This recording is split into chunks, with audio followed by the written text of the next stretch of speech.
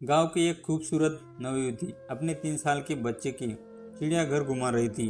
वही साथ साथ कॉलेज के लड़के उसके बार बार देखते हुए आपस में कुछ बातें कर रहे थे। वो खूबसूरत अकेली देहाती युवती पीछे ही खोल लिए। युवती अपने बच्चे को कभी गोद में तो कभी उंगली में पकड़े उसे बारी बारी से जानवरों को दिखा रही थी। पीछे लगी आवारा लड़कों ने बिल्कुल बेखबर चलती है क्या 9 से 12 फिल्मी गाने उसे कट मारकर अठास करते हुए निकल गए। युवती ने उन पर ध्यान नहीं दिया। वो हिरन के पास अपने बच्चे को उन्हें दिखा रही थी। बच्चा चहकता हुआ उन्हें देख रहा था। आवारा लड़के उस युवती को घूर रहे थे और लड़के बगल में ही शेर के बारे में पास जोर से उसे देर फख्तियाँ कस रहे थे। उनमें से एक लड़का पूरे जोश में था।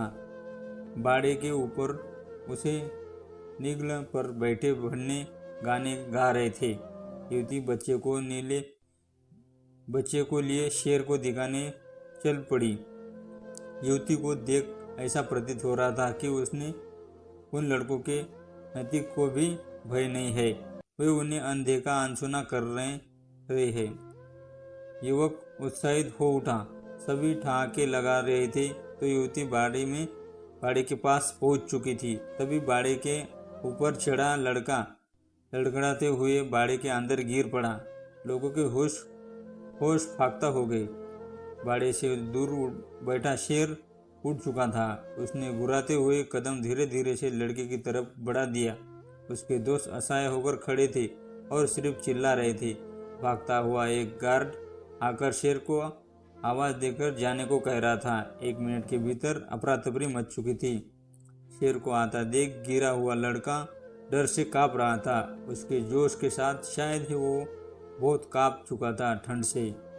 माँ माँ बचाओ की आवाज़ लगातार तेजी से शेर की तरफ चाल भी आ रही थी।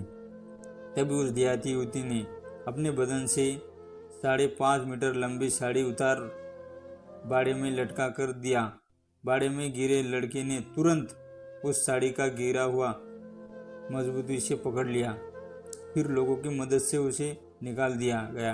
गार्ड युवक संभालता हुआ बोल पड़ा, पहले तुम्हारी माँ ने जन्म दिया था, आज ये युवती ने तुम्हारा जबल जन्म दिया है।